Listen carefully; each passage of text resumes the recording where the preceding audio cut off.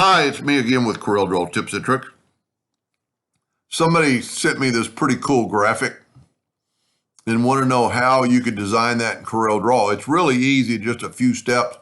I don't know how this was done, but what I'm going to do is I'm going to make these squares first, get it kind of appropriate. Let's make it 2 inches, because then we can set our nudge factor on 2.5 and hit the plus key on the keyboard and move it over, and we got that space. Then I'm just going to make several of them. Now I'm going to group this together. Pretty important factor. But I need that sweep, and there's several ways, but maybe just yesterday I used the banner tool underneath your common shapes or basic shapes. And I'm just going to make a banner kind of like that. And you need for the banner to be within all those boxes. And we really want it, I guess, solid pieces. So I'm going to move the banner where it's not any half pieces. Let me just move it in. Well, I just need to probably move it right to that line, I guess. And right to that line. And that's pretty good. And because that's a group, I can intersect it. And then what I get is those boxes. Now they've got more. Theirs are a little bit thicker. And I just brought in I'm trying to make a city. This might be New York.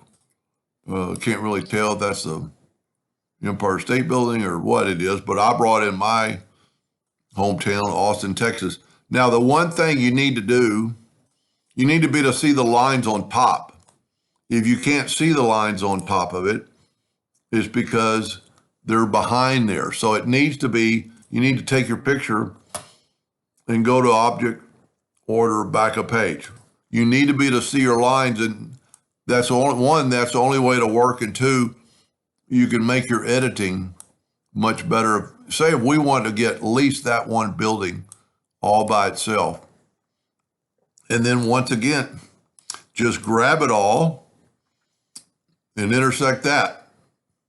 And you have this collage of picture. Now, granted, I could have picked a better city or just anything. It could be a person or a group of people.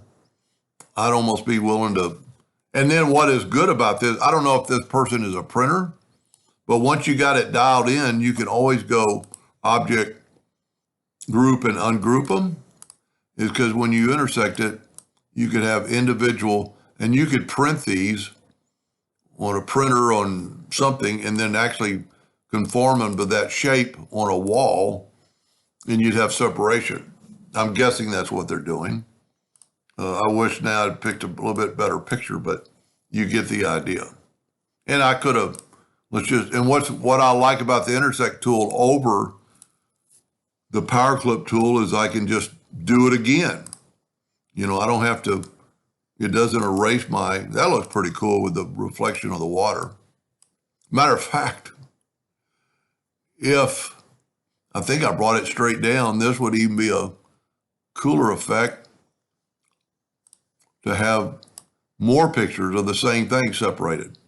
Now, I moved them around, but since these are broken apart, what I'd have to do is group this together, Control G, put this where it is, and to get them lined up, I could select everything and go L on my keyboard, and it'll put everything to the left.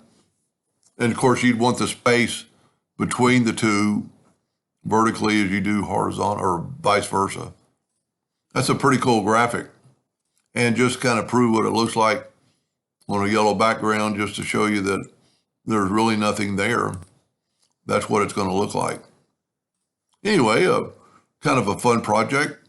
I hope that answered their question, and thank you for watching.